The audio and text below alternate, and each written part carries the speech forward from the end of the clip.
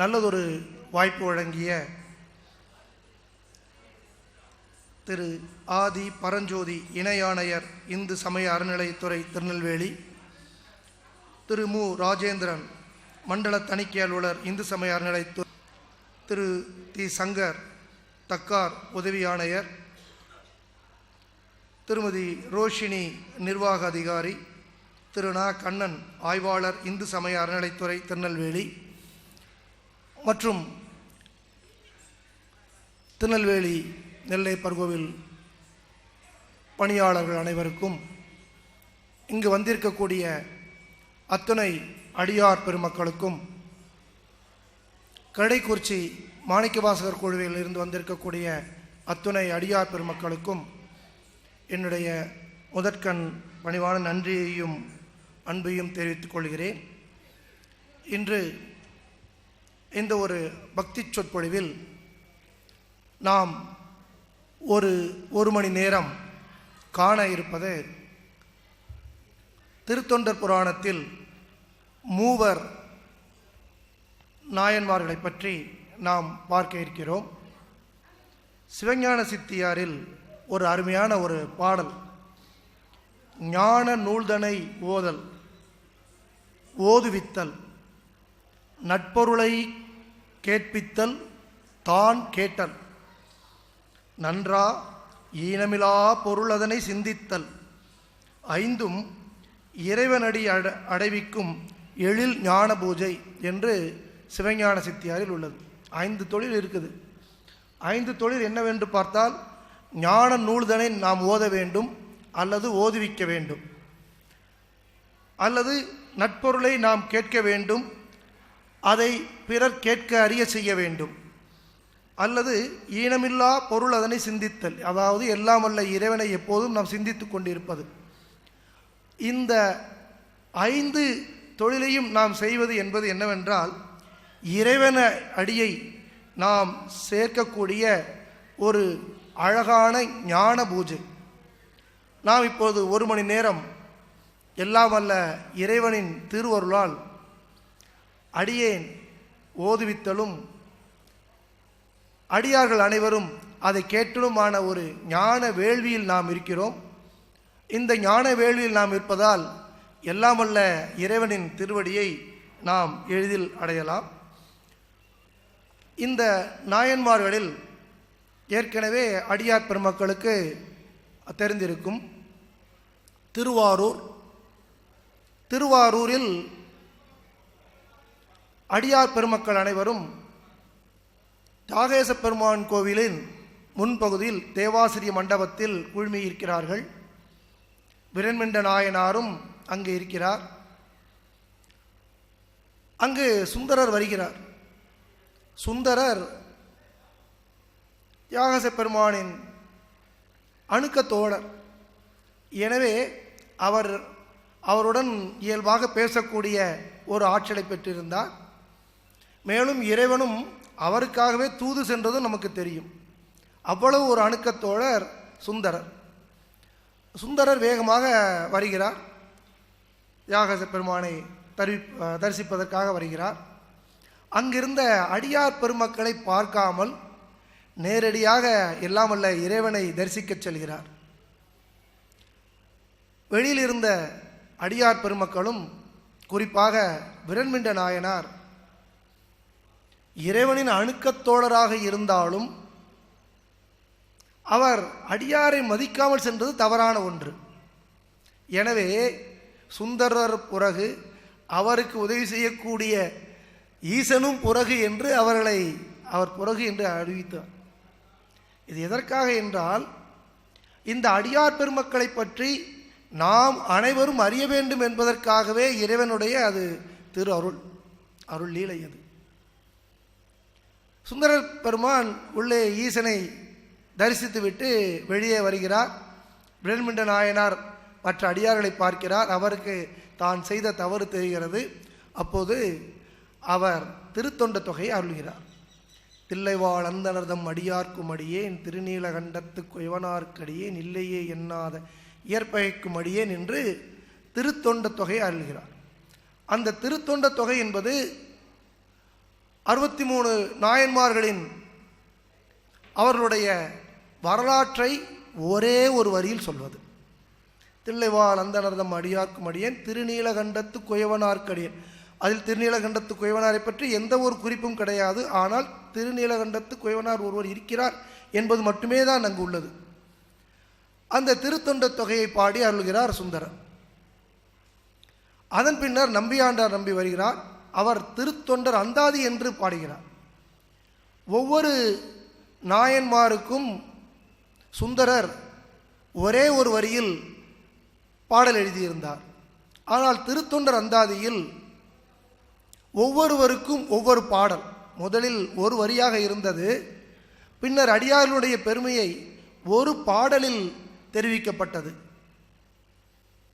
அதன் பின்னர் பல ஆண்டுகள் கழித்து, பல 100 ஆண்டுகள் கழித்த பின்னர் அனபாய சோழன் காலத்தில் சேக்கிழார் பெருமான் இந்த 63 நாயனார்களை பற்றி நாம் அனைவரும் தெளிவாக அறிந்து கொள்ள வேண்டும் என்ற ஒரு எண்ணத்தில் இறை அருளின் காரணமாக நமக்கு இந்த திருத்தொண்டர் புராணத்தை பெரிய புராணமாக நமக்கு எடுத்துரைத்தார். ஒரு வரியில் சொல்லது ஒரு பாடலாக மாறி அது ஒரு வரலாறாகவே மாறுகிறது. அந்த திருத்தொண்டர் புராணத்தில் 63 நாயன்மார்கள் தொகையடியார்கள் இருக்கிறார்கள். அதில் நாம் இன்று காண இருப்பது நமிநந்தியடிகள் என்ற நாயன்மாரை பற்றி நாம் சிந்திக்க இருக்கிறோம். நமிநந்தி நாயனார் அவர் என்ன சிறப்பு செய்தார், எவ்வாறு அவர் எல்லாமல்ல இறைவனின் திருவடியை அடைந்தார் என்பதை பற்றி நாம் சிந்திக்க இருக்கிறோம். மற்ற நாயன்மார்களுக்கும் நமிநந்தி நாயனாருக்கும் பெரிய வேறுபாடு உண்டு. அது என்ன என்பதை உங்களுக்கு அந்த பகுதி வரும்போது கூறுகிறேன். ஏமப்பேரூர் என்று ஒரு அழகான ஒரு ஊர். திரு ஏமப்பேரூர் என்பது அழகான ஒரு ஊர். அந்த ஊரானது திருவாரூரிலிருந்து ஒரு 5 கல் தொலைவில் அது இருக்கிறது. இப்போது அது திரு ஆமப்பேரு என்று வழங்கப்படுகிறது. அந்த ஒரு அழகான ஊரில் நம்முடைய நமிநந்தி அடிகளானவர் இருக்கிறார். எப்போதுமே ஒரு ஊரை பற்றி சொல்லும் பொழுது சேக்கிழார் பெருமான் மிக அழகாக அந்த ஊரை பற்றி கூறுகிறார். அந்த ஊரை பற்றி அவர் கூறும் பொழுது, மாலை பயிலும் தோரணங்கள், மருங்கு பயிலும் மணிமருகு, வேலை பயிலும் புனல் பருகு மேகம் பயிலும் மாடங்கள், சோலை பயிலும் குளிர்ந்த இருள், சுரும்பு பயிலும் அரும்பூகம், காலை பயிலும் வேத ஒளிகள், கழுநீர் பயிலும் செழுநீர். அந்த ஊர் எப்படி இருக்கிறது என்றால், சோழ நாடு நம்ம அனைவருக்குமே தெரிந்தது, சோறுடைத்தது. காவிரி வெள்ளம் அங்கே எப்போதும் வந்து கொண்டே இருக்கும். இப்போது போல் அல்ல, அந்த காலத்தில் காவிரியில் எப்போதுமே நீர் இருந்து கொண்டே இருக்கக்கூடிய ஒரு செழுமையான ஒரு காலம்.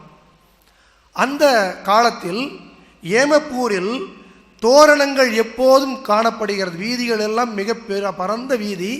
அந்த பரந்த வீதியில் வீடுகளில் எல்லாத்திலும் தோரணங்கள் தொங்கிக் கொண்டு இருக்கின்றன. அங்கு இருக்கக்கூடிய வீடுகள் எல்லாம் மாளிகைகளாக இருக்கின்றன. மிகப்பெரிய மாளிகை, மாட மாளிகை. அந்த மாளிகையின் உயரத்தை பார்க்க வேண்டும் என்றால், அந்த மாளிகையின் உயரம் எப்படி இருக்கிறது என்றால், அங்கு வரக்கூடிய மேகங்கள் எல்லாம் அந்த மாளிகையை தடவிக்கொண்டு செல்கின்றன. அதில் 2 கருத்து வந்துட்டு, ஒன்று மாட மாளிகை மிக உயரமாக இருக்கிறது என்று ஒன்று, மற்றொன்று மேகங்கள் இருப்பது என்றால் அங்கு கண்டிப்பாக மாதம் மும்மாறி மழை பெய்து மக்கள் அனைவருமே நீர்ப்பஞ்சம் இல்லாமல் இருக்கிறாள் என்று தெரிகிறது. அவ்வாறு ஒரு செழுமையான ஊர் அந்த ஏமப்பூர். அந்த ஏமப்பூரில் நம்முடைய நமிநந்தி அடிகள் பனையில் விளைந்த வெண்ணெல்லின் பரப்பின் மீது படச் செய்ய துணர்மென் கமலம் இடையிடையே சுடர்விட்டெழுந்து தோன்றுவன புணர்வெண் புரி நூலவர் வேள்விக் களத்தில் புனைந்த வேதிகை மேல் மணல் வெண்பரப்பின் இடையிடையே வளர்த்த செந்தி மானுமாள்.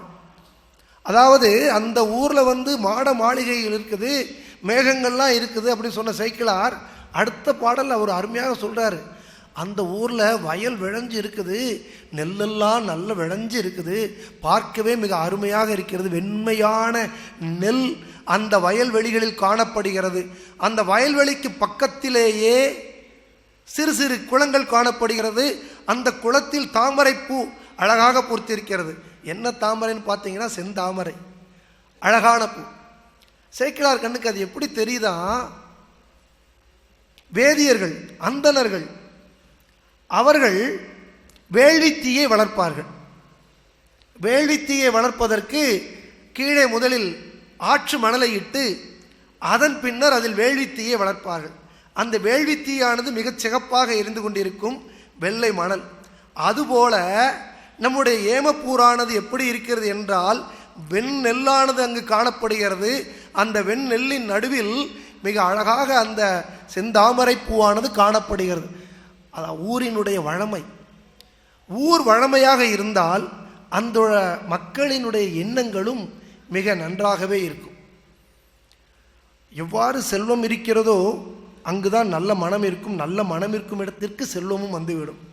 அந்த ஒரு அழகான ஊரில், அந்த ஏமப்பூரில் அந்தணர்கள் வாழ்கின்ற ஒரு வீட்டில் நம்முடைய நமிநந்தி அடிகள் அவதாரம் செய்கிறார்.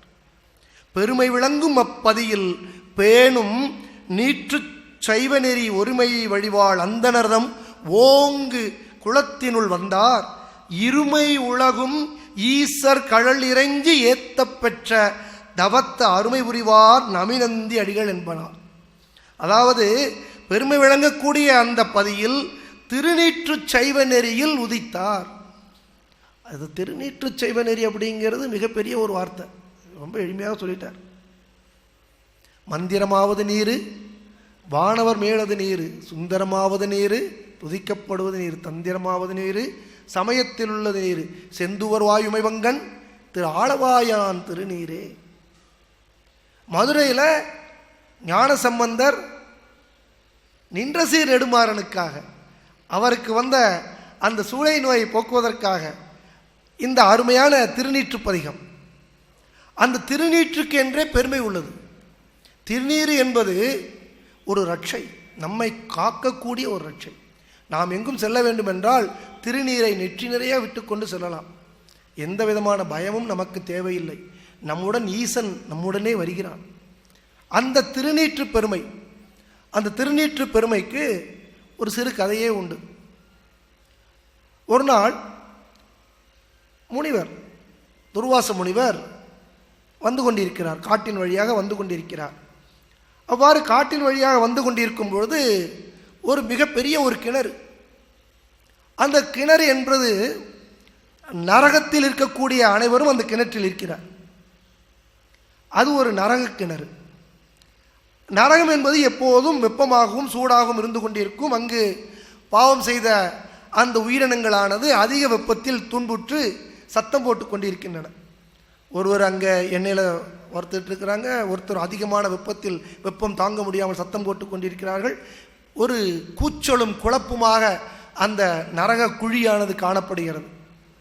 துர்வாசர் அந்த வழியாக வந்து கொண்டிருக்கிறார். வந்து கொண்டிருக்கும்போது அந்த சத்தம் கேட்குது அவருக்கு. என்ன கேட்குது, என்ன சத்தம் கேட்குது அப்படின்னு சொல்லிட்டு அந்த கிணற்றின் அருகே வருகிறார். கிணற்றின் அருகே வந்து அந்த கிணற்றை உள்ளே உற்று நோக்குகிறார். உள்ளே உற்று நோக்கும்பொழுது அங்கு நரகத்தில் இடர்பட்டு கொண்டு பல உயிரினங்கள் அலறிக்கொண்டிருக்கின்றன. ஒரு நிமிடம் கூட அதை பார்த்துருக்க மாட்டார். பார்த்துட்டு அவர் திரும்பும் பொழுது அந்த நரகக்குழியிலிருந்து வந்த சத்தம் அனைத்தும் இல்லை. அங்கு ஒரு ஆனந்த கூச்சல், எல்லாம் உள்ள இறைவனை வேண்டக்கூடிய ஒரு கூச்சல், அங்கு ஒரு இறைவனை நினைக்கக்கூடிய ஒரு வேண்டுதல் கூட்டம் அங்கு நடைபெறுகிறது. உடனடியாக இதை பார்த்து கொண்டிருக்கக்கூடிய தர்மன், யமதர்மன், என்ன ஆச்சு, அங்கே நரகக்குழியில் அவங்க வந்து இந்த கஷ்டமெல்லாம் படணும்னு சொல்லி அவங்களுக்கு எழுதி வச்சிருக்குதே, எல்லாமே எப்படி ஒரு நிமிடத்தில் எல்லாமே மாறிவிட்டதே, சித்திரகுப்தா உன்னுடைய கணக்கு ஏதும் தவறாகிவிட்டதா என்று கேட்கும் பொழுது சித்திரகுப்தன் கூறுகிறார், சுவாமி அப்படி இல்லை, துர்வாசர் அந்த நரகக்குழியை பார்க்கும் பொழுது அவர் நெற்றியில் உத்தளமாக தரித்திருந்த திருநீரின் ஒரு சிறு பகுதியானது அவர்கள் மேலே விழுந்தது. அவர்கள் அனைவரும் நரகத்திலிருந்து சொர்க்கத்திற்கு மாறிவிட்டார்கள். திருநீற்றுக்கு அவ்வளவு ஒரு பெருமை. அந்த திருநீற்றின் சைவ நெறியில் ஒருமை வடிவாள் அந்தனர்தம் ஓங்கு குளத்தினுள் வந்தார் இருமை உலகும். நமினந்தியடிகளுக்கு இம்மை உலகமும் உண்டு, மறுமை உலகமும் உண்டு என்பதற்போல் அவதரித்தார் நம்முடைய நமினந்தியடிகள். அவர்கள் அந்த குளத்தில் வாய்மை மாறாமல் மறை நூல்களில் என்ன ஒழுக்கம் கொடுக்கப்பட்டிருந்ததோ அந்த ஒழுக்கத்தின் வழிப்படி எந்த விதமான மாறுபாடுமின்றி அந்த ஒழுக்கத்தின் வழிப்படி நடந்து வருகிறார். நேர்மையாக இருக்கிறார். தினந்தோறும் நம்முடைய சாமவேதத்தை அருளிய சிவபெருமானின் சிவந்த திருவடிகளை வேண்டி தினந்தோறும் வேள்வி செய்கிறார். காலை, அதிகாலை, வைகறை பொழுது, நண்பகல், மாலை பொழுது மற்றும் இரவு பொழுது 4 பொழுதிலும் எல்லாம் அல்ல இறைவனை, ஈசனை, சிவபெருமானை 4 பொழுதும் தினந்தோறும் வணங்கி மகிழ்கிறார். ஆனால் சைவ நேரில் இருக்கிறாரு, 4 நேரமும் வணங்குகிறார். அப்படி அவர் இருந்து கொண்டிருக்கும் பொழுது அவருடைய ஊர் ஏமப்பேரூர். அவருக்கு 5 கிலோமீட்டர் தொலைவில் திருவாரூர் இருக்கிறது. திருவாரூருக்கு சென்று வர வேண்டும் என்ற ஆசை மிகுகிறது. தியாகராஜ பெருமானை கேட்கவா செய்யணும், அவர் இழுக்கிறார். ஏமப்பேரூரில் இருந்து நம்முடைய நமினந்தியடிகள் திருவாரூருக்கு வருகிறார். அங்கு திருவாரூரை அடைந்து திருவாரூரில் உள்ள ஈசனை வணங்குகிறார். ஈசனை வணங்கி அங்கிருந்து தியாகராஜ பெருமான் கோவிலை வணங்கிட்டு அப்படியே வெளியில் வராரு. வெளியில் வந்து பிரகாரம் சுற்றி வராரு. சுற்றி வரும்பொழுது மற்றொரு சிறு கோயில், சிவன் கோயில் ஒன்று இருக்கிறது. அங்கு அந்த கோவிலுக்கு பெயர் அறநெறி கோவில். அந்த கோயிலின் பெயர் அறநெறி கோயில். அந்த அறநெறி கோயிலில் ஈசனை வணங்க வேண்டும், தரிசிக்க வேண்டும் என்ற ஒரு எண்ணம் அவருடைய உள்ளத்தில் ஏற்படுகிறது. எல்லாமல்ல இறைவன் திருவிளையாடல். தியாகராஜ பெருமானை கும்பிடணுன்ட்டு திருவாரூர்லேருந்து வராரு. தியாகராஜ பெருமானை கும்பிட்டாச்சு. கும்பிட்ட பிறகு அவர் ஏமப்பேரூர் போயிருக்கலாம், போகலை. நமக்கு எல்லாத்துக்கும் இந்த நாயனாரை பற்றி நமக்கு தெரியணும்ல. அதுக்காக எல்லாமல்ல இறைவன் வெளியே இருக்கக்கூடிய அறநெறி திருக்கோயிலில் நமினந்த அடிகளை வந்து வணங்குமாறு செய்கிறார். அவர் என்ன வராரு, அங்கிருந்து நன்னி இறைஞ்சி அன்பினால் நயப்புற்று எழுந்த காதலுடன் அன்னலாரை பணிந்தெழுவார். அடுத்த நிலைமை குறிப்பினால் பண்ணு தொண்டின் பாங்கு பலவையின்று பரவி விரவுவார். எண்ணில் தீபம் ஏற்றுவதற்கு எடுத்த கருத்தின் இசைந்தெழுவார். அவர் அறநெறி கோயிலுக்குள்ளே போகிறாரு, சுவாமியை வணங்குறாரு. சுவாமியை வணங்கின உடனே அவருக்கு ஒரு எண்ணம் தோணுது. என்ன எண்ணம் தோன்றுகிறது என்றால், தீபம் இட வேண்டும். அறநெறி கோவில் உள்ள ஈசனுக்கு, சிவபெருமானுக்கு ஒரு தீபம் இட வேண்டும் என்ற ஒரு எண்ணம் தோன்றுகிறது. இந்த எண்ணம் தோன்றுவது என்பது மிகவும் முக்கியமான ஒன்று. அதான் முதல்ல ஆரம்பிக்கும் போதே அந்த ஊரினுடைய செழுமையை சொன்னோம். அந்த ஊரில் உள்ள வீடுகள் எப்படி இருக்கிறது என்று சொன்னோம். பரந்த வீடு, பரந்த ஊர், பரந்த மனப்பான்மை. மனப்பான்மை வேண்டும். எண்ணங்களே நம்முடைய வாழ்வை நிர்ணயிக்கின்றன. எண்ணங்கள் தான் நம்முடைய வாழ்வையை நிர்ணயிக்கின்றன. எப்போதும் நாம் ஈசனுடைய நினைவாகவே இருக்க வேண்டும். எப்போதும் ஈசனுடைய நினைவாகவே இருக்க வேண்டும். அந்த எண்ணங்களை பற்றி கூறுவதற்கு ஒரு சிறு கதையே உண்டு. ஒருவர் தன்னுடைய பெண்ணிற்கு திருமணம் செய்ய வேண்டும். திருமணம் செய்ய வேண்டும் என்றால் எல்லாருமே செய்யக்கூடிய முதல் வேலை ஜோசியம் போய் பார்க்குறது. ஒரு நல்ல ஒரு ஜோசியரை போய் பார்த்து, என் பொண்ணுக்கு வியாழ நோக்கு வந்துடுச்சா, அவளுக்கு கல்யாணம் எப்போ நடக்கும், கல்யாணம் சீரும் சிறப்புமாக நடக்குமா, நல்லது ஒரு கணவன் அமைவானா என்பதையெல்லாம் தெரிந்து கொள்வதற்காக நிமித்திகரான ஜோசியர்கிட்ட போகிறது எல்லோருக்கும் உள்ள இயல்பு. அதே போல் அந்த தந்தையும் தன்னுடைய மகளின் ஜாதகத்தை எடுத்துக்கொண்டு அருகில் இருக்கக்கூடிய மிகப்பெரிய ஒரு ஜோசியர்கிட்ட போகிறார். அந்த ஜோசியர்கிட்ட போயிட்டு, ஐயா, என்னுடைய மகளுக்கு நான் திருமணம் செய்ய போகிறேன், எப்போ அந்த திருமணம் கைகூடும், அப்படின்னு அவர் கேட்க ஆரம்பிக்கிறதுக்கு முன்னாலேயே ஜோசியர், ஐயா வணக்கம், நான் இப்போ அவசரமாக நான் வெளியூருக்கு போகிறேன், அவசரமாக நான் வெளியூருக்கு போக போகிறேன்.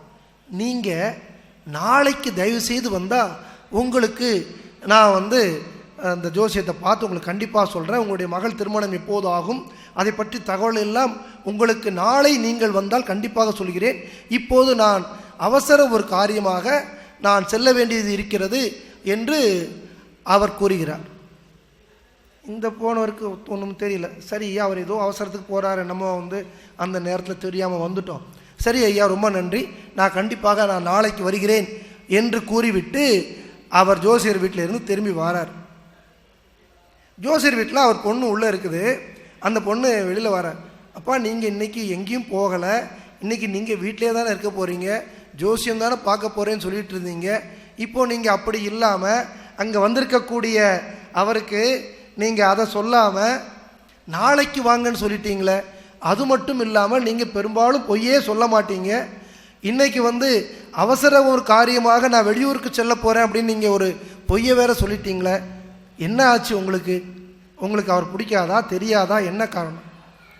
அப்போ அவர் தன்னுடைய மகள்கிட்ட சொல்கிறாரு, இல்லைம்மா, காரணம் அது இல்லை, அந்த ஒரு காரணமே இல்லை, எனக்கு அவருடைய முகத்தை பார்த்தாலே என்னால் ஜோசியம் சொல்ல முடியும், அந்த ஒரு ஆற்றலை எல்லாம் வல்ல இறைவன் எனக்கு கொடுத்திருக்கிறார்.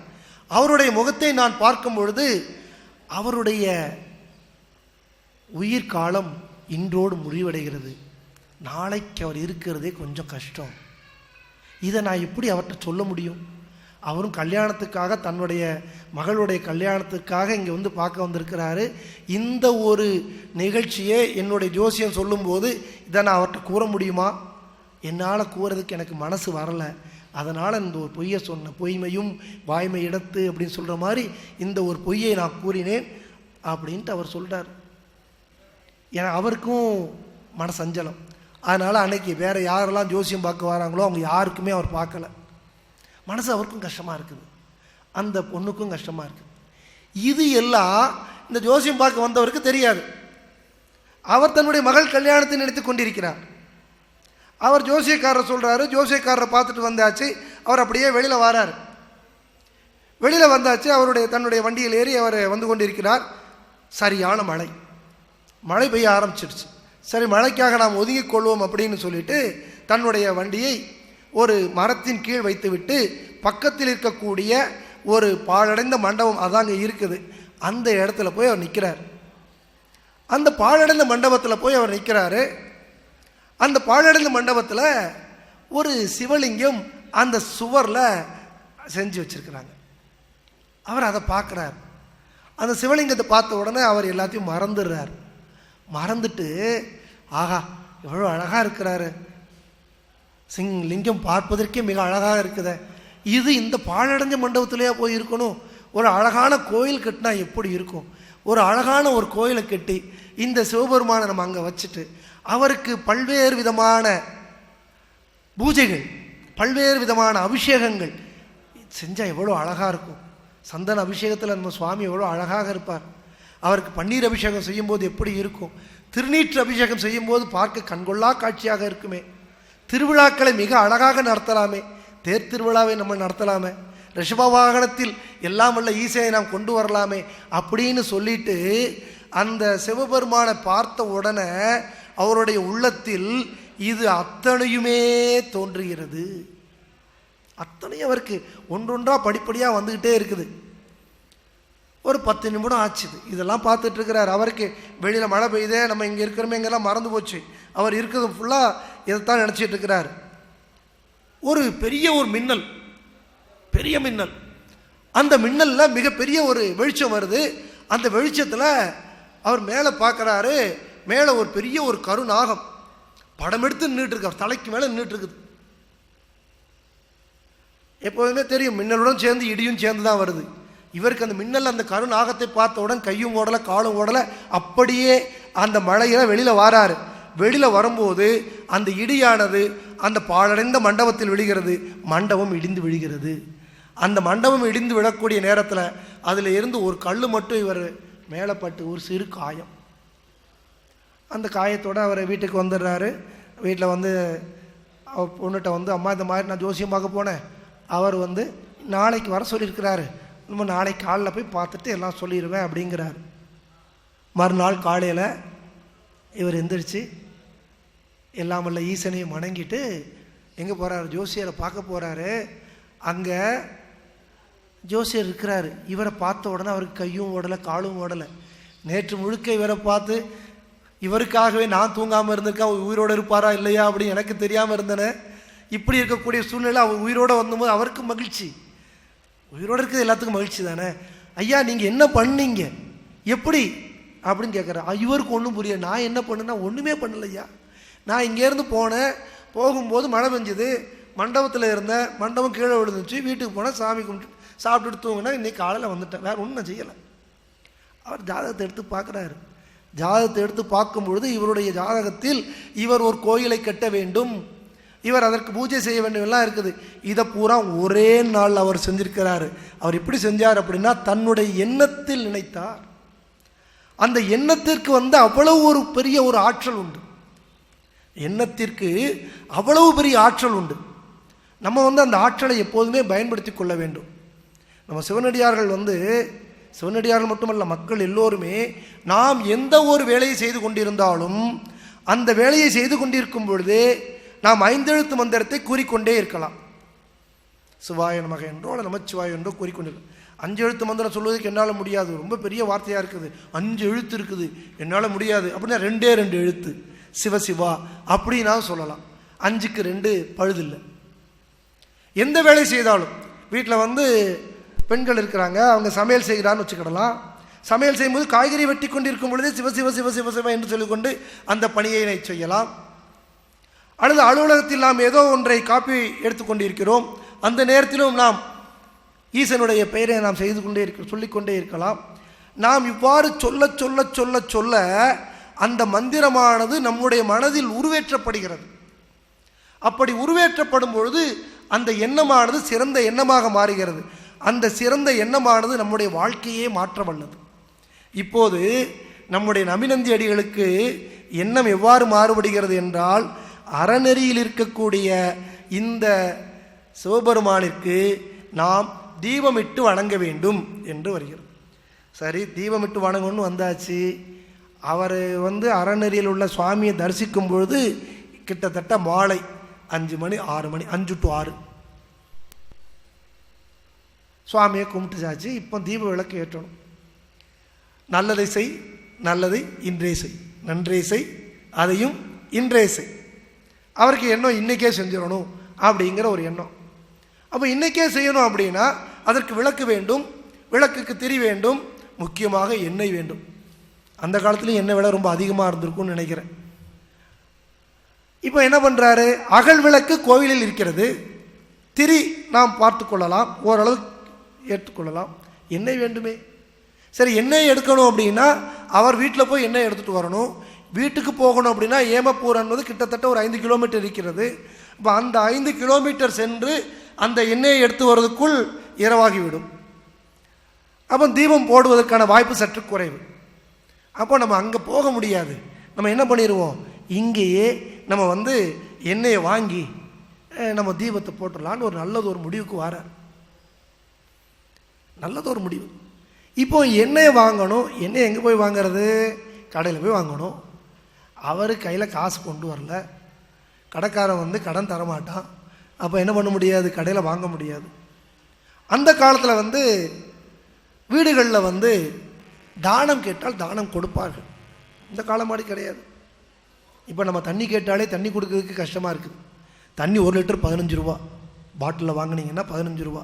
இதே நீங்கள் திரையரங்குகளில் போயிட்டீங்கன்னா 1 லிட்டர் வந்து 35 ரூபா. தண்ணீர் தாகத்திற்காக யார் கேட்டாலும் தண்ணீர் கொடுத்தால் நம்முடைய பாவங்கள் எல்லாம் அப்படியே போய்விடும்.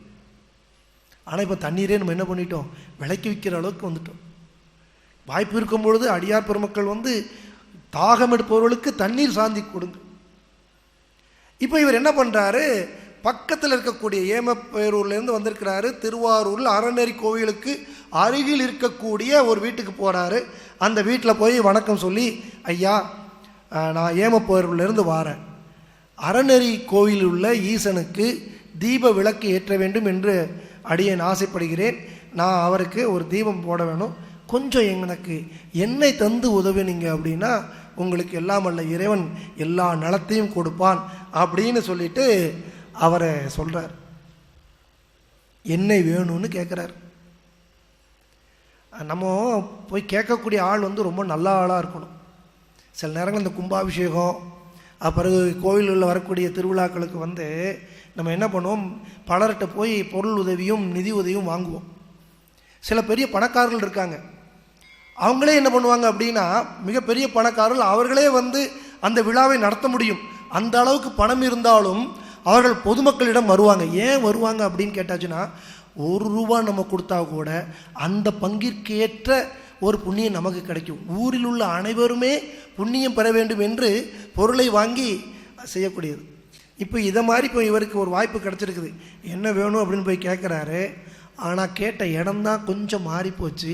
அந்த வீட்டில் இருந்தவர் சைவ சமயத்தை சார்ந்தவர் அல்ல, அவர் சமண சமயத்தை சார்ந்தவர்.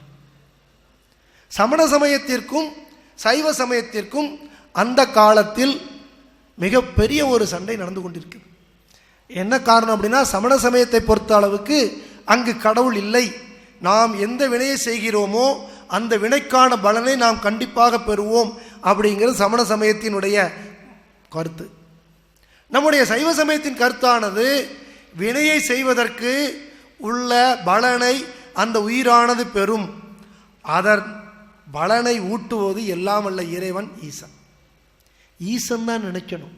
எந்த வினை வந்தாலும் நமக்கு கொடுக்கக்கூடியவர் யார்? சிவபெருமான் மட்டும்தான். நெல்லையப்பர் தான் நமக்கு கொடுக்க போகிறாரு, வேறு யாரும் கொடுக்க முடியாது. நம்ம நெல்லையப்பரை என்ன பண்ணிடுறோம், அப்படியே சரண் அடைஞ்சிட்டோம் அப்படின்னா என்னாலும் இன்பம் தான், அதில் எந்த விதமான சந்தேகமும் இல்லை. இப்போ சமணர்கிட்ட போய் அவர் என்னையை கேட்குறாரு. அவர் என்னையை கேட்ட உடனே அவர் சொல்கிறாரு,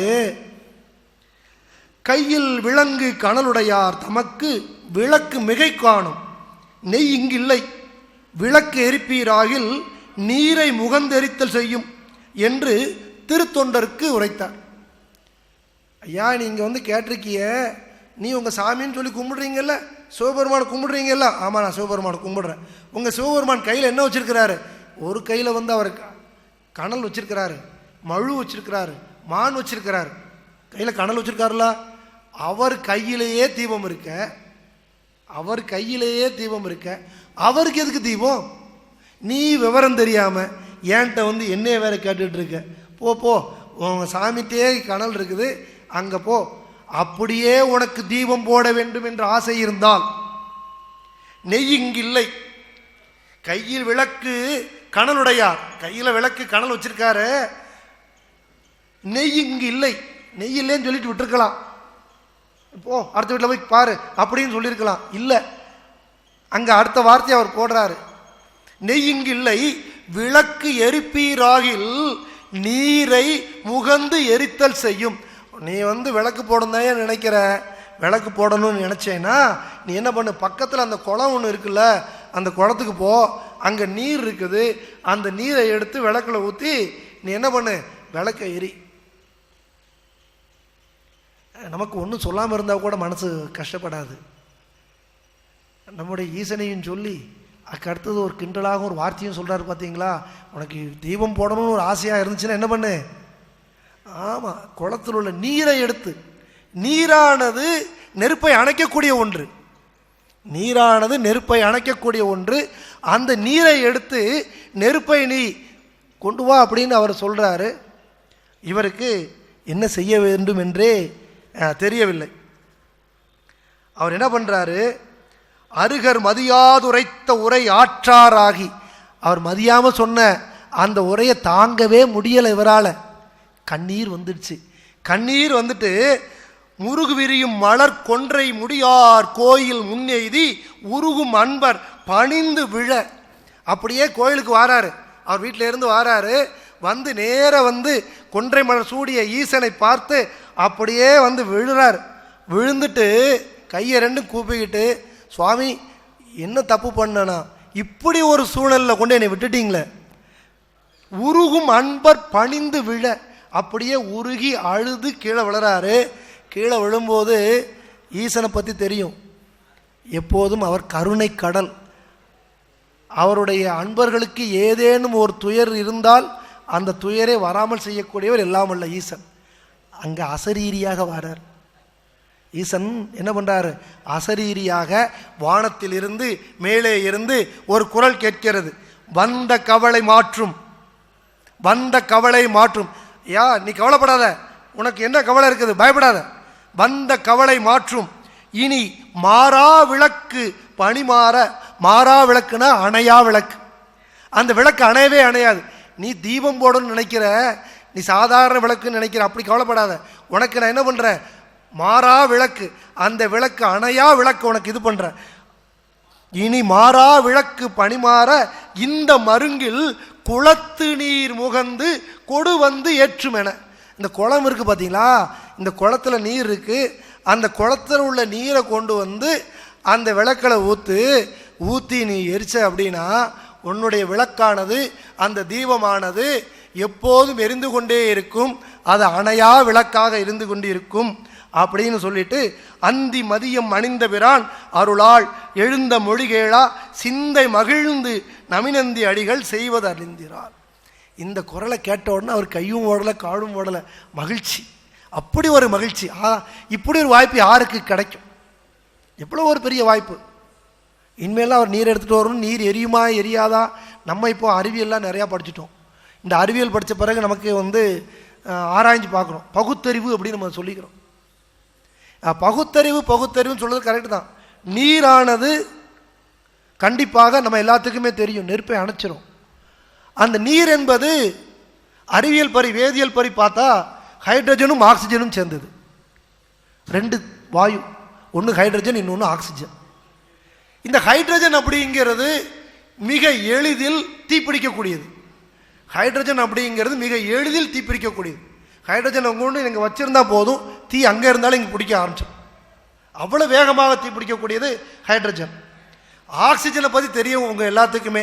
ஆக்சிஜன் நம்ம சுவாசிப்பதுக்கு எப்படி தேவையோ எரிவதற்கு தேவையும் ஆக்சிஜன் தான். எரிவதற்கு தேவை ஆக்சிஜன், எரியக்கூடியது ஹைட்ரஜன். ஆனால் இந்த ரெண்டும் சேர்ந்தது நீர். அது என்ன பண்ணிடுது, அதை மறைச்சிடும். தனித்தனியாக பார்த்தா ரெண்டும் எரிவதற்கு துணை புரிகிறது, சேர்ந்து இருந்தால் எல்லாம் வல்ல இறைவனின் எரிவதற்கு பயன்படுவதில்லை. ஆனால் இப்போது எல்லாம் வல்ல இறைவனின் திருவருளால் என்ன நடக்க போகுது, குளத்து நீரை கொண்டு வந்து அவர் ஊற்ற போகிறாரு, தீபம் எரிய போயிடும். இந்த விளக்கு பூஜை அப்படின்னு கோயில் எல்லாத்துலேயும் பண்ணுறாங்க. வீடுகள்லையும் பெண்கள் எல்லாரும் மாலை நேரத்தில் விளக்கு ஏற்றுறாங்க. விளக்கு ஏற்றுவதற்கு சரியான நேரம் அப்படின்னு நம்ம பார்த்தோம் அப்படின்னா அதிகாலை, அந்த பிரம்ம முகூர்த்தம் 4:30 to 6 அந்த நேரமும், மாலை நேரமும் அதே மாதிரி 4:30 to 6 பிரதோஷ காலம் அப்படின்னு சொல்லுவோம். இந்த 2 காலமும் சிறந்த காலம், விளக்கு ஏற்றுவதற்கு சிறந்த காலம். இந்த விளக்கு ஏற்றப்படும் போது, இந்த விளக்கை ஏற்றும் போது அந்த வீட்டில் ஒளி அப்படியே அதிகமாக வருது, இருளானது விலகுகிறது. எப்படி ஒரு வீட்டில் இருள் விலகுவதற்கு தீபம் தேவையோ அதேபோல் நம்முடைய உள்ளத்தில் அக இருள் விலகி அங்கு ஒளியாக ஜோதியாக நம்முடைய ஈசன் தோன்றுவார். நொந்தா சுடரே அப்படின்னு சொல்றார் சுந்தரர். அணையா விளக்கே அப்படிங்கிறார் அவர். ஒளிவளர் விளக்கே உழப்பிலா ஒன்றே அப்படின்னு சொல்றார். நம்முடைய ஈசனை நாம் ஜோதியாக பார்க்கிறோம். திரு அண்ணாமலையில் அப்படி தானே பண்ணுறோம். திரு அண்ணாமலை நினைக்கவே நமக்கு முக்தி, சிதம்பரத்தை போய் தரிசிக்க முக்தி, காசியில் இறக்க முக்தி. அப்போ நம்ம ஈசனை ஜோதியாக வணங்குகிறோம். தீபத்தில் உள்ள தத்துவமே அதுதான். விளக்கை பொறுத்தளவுக்கு விளக்கில் உள்ள அந்த தீபம் இருக்குது பார்த்தீங்களா, அந்த தீபத்தில் மகாலட்சுமி, துர்க்கை, சரஸ்வதி 3 தெய்வங்களும் அங்கே அதில் இருக்குது. அந்த விளக்கின் அடிப்பாகம் என்பது பிரம்மா. விளக்கில் உள்ள அந்த தண்டு பகுதி அப்படிங்கிறத நீங்கள் பார்த்தீங்க அப்படின்னா விஷ்ணு. சிவபெருமான் அப்படிங்கிறவர் அந்த திரி எண்ணெயில் இருந்து அந்த தீபம் தொடங்குது பார்த்தீங்களா, அந்த இடத்துல சிவபெருமான். எல்லா தெய்வத்தையும் வணங்கக்கூடிய ஒரு பாக்கியமானது, எல்லா விளக்கையும் எல்லா தெய்வத்தையும் வணங்கக்கூடிய பாக்கியமானது நாம் தீபத்தை வணங்கும் போது கிடைக்கிறது. அதான் வள்ளலார் அற்பெருஞ்சோதி தனிப்பெரும் கருணை ஜோதியை பற்றி சொல்கிறார். வீடுகளில் விளக்கு ஏற்றும் போது நீங்கள் பண்ணும்போது பெரும்பாலும் கிழக்கு பக்கமாக அந்த விளக்கை ஏற்றுவார்கள். ஒரு முகம், 2 முகம், 3 முகம் அப்படின்னு சொல்லிட்டு விளக்கை ஏற்றுறோம். அந்த விளக்கை பொறுத்த அளவுக்கு பயன்படுத்தக்கூடிய எண்ணெயானது பசு நெய்யாக இருந்தால் சாலச் சிறந்தது. பசு நெய்யாக இருந்தால் சகல செல்வமும் நமக்கு கிடைக்கும். நல்லெண்ணெய் சேர்த்தால் நமக்கு பீடை விலகும். ஒரு முகம் உள்ள தீபத்தை நாம் பயன்படுத்தினால் நினைத்த செயல்கள் எல்லாம் நடக்கும். அதனால தான் நம்முடைய பெரும்பான்மையான வீடுகளில் ஒரு முகத்தை ஏற்றி பீடைகள் விலகுவதற்காக நல்லெண்ணெயோ அல்லது நெய்யை விட்டு அனைத்து மகிழ்ச்சியும் பெறுவதற்காக நாம் நெய்யையோ பயன்படுத்துகிறோம். இப்போ நமக்கு என்ன பண்ணுறாரு, நமிநந்தி அடிகள் குளத்தில் உள்ள நீரை எடுத்துகிட்டு வராரு. குளத்தில் உள்ள நீரை கொண்டு அந்த அகல் விளக்கை ஊற்றுறாரு. அகல் விளக்கு எரிய ஆரம்பிக்கிறது, மிக அழகாக எரிகிறது. அவர் அங்கேயே இருக்கிறார். அங்கே இருந்துட்டு என்ன பண்ணுறாரு, அந்த விளக்கு தீபம் எரிந்து கொண்டு இருக்குது. தீபம் எரிய எரிய அந்த நீரானது குறைந்து கொண்டு இருக்கிறது. நீர் குறைய குறைய குளத்திலிருந்து நீரை எடுத்துக்கொண்டு மீண்டும் அகல் விளக்குக்கு ஊற்றுகிறார். எப்படி ஊற்றுறார் அப்படின்னா, அந்த அகல் விளக்கு எவ்வளவு பிடிக்குமோ அந்த அளவுக்கு நீரை ஊற்றி விடுகிறார். என்ன காரணம் அப்படின்னா, இரவு முழுக்க அந்த அகல் விளக்கானது எரிய வேண்டும் என்ற ஒரு காரணத்திற்காக குளத்தில் இருந்த அந்த நீரை கொண்டு ஊற்றுகிறார். விளக்கானது அணையா விளக்காக பிரகாசமாக அறநெறி கோயிலில் எரிந்து கொண்டிருக்கிறது. அங்கேருந்து நேரம் எங்கே வராரு, வீட்டுக்கு வந்துடுறாரு. வீட்டுக்கு வந்த உடனே அவர் மனைவிட்ட சொல்கிறாரு, இந்த விஷயத்தை பூரா சொல்கிறாரு. சொல்லிட்டு தினந்தோறும் அவர் இரவு நேரத்துலையும் என்ன பண்ணுறாரு, சுவாமியை தரிசனம் பண்ணுறாரு. சுவாமிக்கு அன்றைய நேதிப்படி சுவாமியை வணங்கி பின்னர் உண்டு மகிழ்ந்து உறங்குகிறார். இப்படி பல நாட்கள் அவருக்கு போயிட்டே இருக்குது, நல்லபடியாக போயிட்டுருக்கு. இந்த நிகழ்ச்சியை கேட்குறாரு சோழ மன்னன். சோழ மன்னன் என்ன பண்ணுறாரு, ஒரு அருமையான ஒரு நிகழ்ச்சி, இறைவன் இப்படி நீர் ஊற்றும் பொழுது பண்ணுகிறார் அப்படின்னு சொல்லிட்டு சோழ மன்னன் நிபந்தங்கள் கொடுத்தான். யாரெல்லாம் எண்ணெய் ஊற்றுகிறார்களோ அவர்களுக்கெல்லாம் என்னுடைய செல்வத்தை தருகிறேன், அவருக்கு வயல்வெளிகளை தருகிறேன், ஆடு மாடுகளை கொடுக்கிறேன். அவர்கள் அதனை கொண்டு அந்த கோயில்கள் எல்லாத்திற்கும், அறநெறி கோயில் மட்டும் இல்லை, எல்லா கோயில்களுக்கும் எண்ணெய் வழங்குவதற்கான ஒரு ஏற்பாடை மன்னன் செய்கிறான். அதாவது மன்னன் எவ்வழி அவ்வழி மக்கள். மன்னனும் அந்த அளவுக்கு இறைவன் மீது ஒரு பக்தி கொண்டிருந்தான். காலம் சென்று கொண்டிருக்கிறது. ஒரு நல்ல நாள், பங்குனி உத்திரம். பங்குனி உத்திரம் அன்னைக்கு அது திருவாரூர் களைகொட்டி இருக்கும். அங்கே தேர் திருவிழா போன்று இருக்கும். எப்படி நம்ம நிலைப்பர் கோயிலில் தேர் திருவிழா வருதோ அதை மாதிரி தேர் திருவிழா போல இருக்கும். அந்த விழாவிற்கு சுவாமியை தரிசனம் செய்ய வேண்டும் என்று வருகிறார். அங்கு தரிசனம் செய்கிறார். பக்கத்தில் மணலி என்று ஒரு ஊர் இருக்கிறது. அந்த மணலி என்ற ஊரில் தியாகராஜ பெருமான் அங்கிருந்து எழுந்து மணலிக்கு வருகிறார். ஒரு நாள் முழுக்க தியாகராஜ பெருமான் இங்கே தான் இருப்பார், மணலி என்ற தளத்தில் தான் இருப்பார். அங்கிருந்து சுவாமி எழுந்தரித்து வருகிறார். மணலி என்ற தளத்தில் அவர் இருக்கிறார். அந்த மணலி என்ற தளத்திற்கு நம்முடைய நமிநந்தி அடிகள் செல்கிறார். அந்த நமிநந்தி அடிகள் அங்கே இருந்து அங்கே என்ன பண்ணுறார், அவரை சாமி கும்பிட ஆரம்பிச்சாச்சு. எங்கேயே சாமி கும்பிட்டு இருக்கிறாரு, மணலி அப்படிங்கிறத நல்லா சாமி கும்பிட்டாச்சு. சுவாமி கும்பிட்ட பின்னர் அவர் நேரடியாக தன்னுடைய வீட்டிற்கு வருகிறார். சாமி கும்பிட்டாச்சு. சாமிட்டு எங்கே வராரு, தன்னுடைய வீட்டிற்கு வருகிறார். அங்கே வீட்டுக்கு வரும்பொழுது அவருக்கு ஒரு சின்ன எண்ணம் வருது. என்ன சின்ன எண்ணம் வருது அப்படின்னா, நம்ம கோயிலுக்கு போயிட்டு வந்திருக்கோமே, அந்த கோயிலில் எல்லாரும் கோயிலுக்குள்ளே வருவாங்க. கோவிலில் எப்போதுமே பாசிட்டிவ் எனர்ஜி, நேர்மறை எண்ணங்கள் அதிகமாக இருக்கும். இப்போ நம்ம எங்கே போயிருக்கிறோம், நம்ம மணலி என்ற இடத்திற்கு போயிருக்கிறோம். இந்த இடத்திற்கு பல்வேறு விதமான மக்கள் வந்திருப்பாங்க. நல்ல எண்ணவங்களும் வந்திருப்பாங்க, கெட்ட எண்ணம் வந்திருப்பாங்க, உயர்ந்த பிறவி குறைந்த பிறவி எல்லாருமே வந்திருப்பாங்களே. நம்ம அவங்க கூட இடிச்சிட்டு நம்ம நின்றுப்போமே. அப்படி நிற்கிறதுனால என்னுடைய அந்த தூய்மை கெட்டுவிட்டது. எனவே நான் என்ன பண்ணணும், குளிச்சுட்டு தான் நான் வீட்டுக்குள்ளே போகணும், வீட்டுக்குள்ளே போய் குளித்த பிறகு தான் நான் சுவாமியை வணங்கணும் அப்படிங்கிற ஒரு எண்ணம் அவருக்கு தோன்றுகிறது. அதனால் அவர் என்ன பண்ண போகிறாரு, வீட்டில் அவர் மனைவிட்ட என்ன பண்ணுறாரு, சொல்கிறார், அம்மா நான் கோயிலுக்கு போயிட்டு மணலியில் போய் சுவாமியை தரிசனம் பண்ணிட்டு வந்தேன், அங்கே பல்வேறு மக்கள் வந்திருந்தாங்க, அவங்க கூடலாம் நான் இருந்துட்டு தான் வந்திருக்கிறேன், அதனால் என்னுடைய தூய்மை சுத்தம் கொஞ்சம் குறைஞ்சிடுச்சு, நீ கொஞ்சம் குளிர்ந்த நீரை எடுத்து கொண்டு வா, நான் குளிச்சுட்டு சாமி கும்பிட்றேன். அந்த மனைவி சொல்கிறா, ஐயா அதெல்லாம் ஒன்றும் இல்லை, எல்லாருமே அடியார்கள் தானே, நீ சாமி கும்பிடலாமே அப்படின்னு சொல்கிறாரு. இல்லைம்மா நான் சுத்தமாக இருக்கணும், நீ நீரை எடுத்து கொண்டு வா அப்படின்னு சொல்கிறாரு. நீரை எடுத்து கொண்டு வரதற்காக அந்த அம்மா உள்ளே போகிறாங்க. அந்த நேரத்தில் இவருக்கு தூக்கம் வருது. எல்லாம் உள்ள ஈசன் நிறைவால் பாருங்கள், உள்ளே போய் தண்ணி எடுத்துகிட்டு வரணும், அவ்வளோதான், வேறு ஒன்றுமே கிடையாது. அந்த நேரத்தில் இவருக்கு என்ன வந்துடுச்சு, தூக்கம் வந்துடுச்சு. அவர் கொஞ்சம் நேரம் தூங்கட்டுமா, ஒரு 2 நிமிஷம் அவர் தூங்கட்டும், நம்ம அதுக்கு முன்னாடி இங்கே வந்துடுவோம். தேர் திருவிழா. தேர் திருவிழா அப்படிங்கிறது இப்போ வரக்கூடிய 14ஆம் தேதி ஒரு அருமையான தேர் திருவிழா. கோயிலில் இருக்கக்கூடிய அந்த சுவாமி இருக்கக்கூடிய நேர்மறை எண்ணங்கள் அதிகமாக இருக்கக்கூடிய கோவிலுக்கு எல்லோரும் எல்லா நாட்களும் வர முடியாது.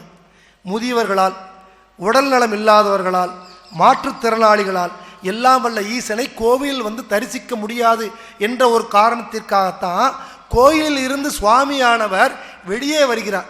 தேரில் வரும்போது பார்த்தாச்சுன்னா நல்ல உயரமான தேர், எங்கே இருந்தாலும் நம்ம சுவாமி தரிசிக்கலாம்.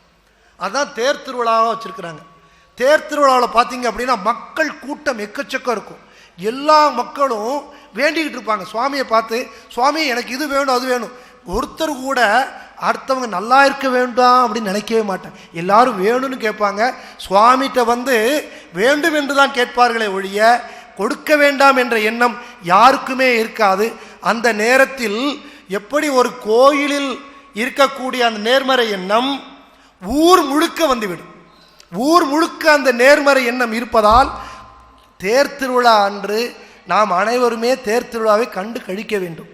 ஏன்னா ஊர்லேயே சுவாமி சக்தி அந்த காலத்திலும் சரி இந்த காலத்திலும் சொல்லுவாங்க, கொடி ஏறியாச்சு, நம்ம யாரும் எங்கே போகக்கூடாது, வெளியூருக்கு போகக்கூடாது. காரணம் அங்கே நேர்மறை எண்ணங்கள் அதிகமாக இருக்கும். அந்த தேர் திருவிழாவில் நாம் கலந்து கொண்டால் கடவுளின் அருள் நமக்கு அதிகரிக்கும், வெற்றி உண்டாகும், நோய்கள் தீரும், பாவ வினைகள் நீங்கும். நம்முடைய நிலைப்பர் கோவிலில் ஒரு அருமையான அழைப்பிதழ் கொடுத்துருக்குறாங்க. அந்த அழைப்பிதழில் அருமையான பாடல், மாணி நல் விழியால் பாகன் மருவிவாள் நெல்லை தன்னில் ஆணி நல் விழாவில் தேரை அன்புடன் தரிசித்தோர்கள் கூணிய கோரத்தந்த கூற்றவன் உலகு செல்லார் மேனிலை வாழ் கைலை சார்வார். நம்ம நெல்லைப்பர் கோயில் 14ஆம் தேதி தேர் திருவிழா நடக்குது, எல்லாரும் வாங்க. அது தேர் திருவிழாவில் கலந்துக்கிறதுக்கே நம்ம புண்ணியம் செஞ்சுருக்கணும், ஜாதகத்தில் பலன் இருந்தால் தான் அங்கே வர முடியும். வந்தால் நம்ம யாரும் கூற்றுவன் நம்மளை கூட்டு போக மாட்டார், கைலையில் சிவனடியாராக நாம் இருப்போம் அப்படின்னு அவர். இப்போ தேர் திருவிழாவில் வந்துடுவோமா, இவர் தண்ணீரை எடுத்து கொண்டு வராரு, இவர் தூங்கிடுறாரு. தூங்கிக்கிட்டு இருக்கும் பொழுது கனவு வருது. கனவுல ஈசன் வராரு. ஈசன் சொல்கிறாரு, நமிநந்தி அடிகளே, நாளை திருவாரூர் வாருங்கள், அங்கு இருக்கக்கூடிய அனைவரும் சிவன், நீங்கள் பாருங்க அப்படின்னு சொல்கிறாரு. இவர் என்ன நினச்சிட்டு இருக்கிறாரு, ஒரு உயர்ந்த ஜாதி ஒருவர் தாழ்ந்த ஜாதி, நாம் ஒருவர் சுத்தமாக இல்லை என்று நினச்சிருக்காருல. இப்போ இவர் என்ன சொல்கிறாரு, நீ நினைக்கிற மாதிரி கிடையாது, எல்லாருமே சிவனடியார்கள், உயர்ந்தவர் தாழ்ந்தவர் சுத்தம் அசுத்தம் எல்லாமே கிடையாது, அவர்கள் எல்லாமே விழாவிற்காக வந்தவர்கள் அப்படின்னு சொல்லிட்டு இறைவன் அவருக்கு கனவுல சொல்கிறாரு. இவர் தன்னுடைய மனைவிட்ட சொல்லி உள்ளே போய் குளிக்காமலேயே சுவாமியை கும்பிட்டுட்டு மறுநாள் காலையில் திருவாரூர் போகிறாரு. திருவாரூரில் பார்க்கக்கூடிய அனைவரும் ஒவ்வொரு மக்களும் எப்படி தெரிகிறாங்க அப்படின்னா, நம்முடைய சிவபெருமான் மாதிரியே அவருடைய கழுத்தானது நீல வண்ணத்தில் நீலகண்டனாக தெரிகிறார்.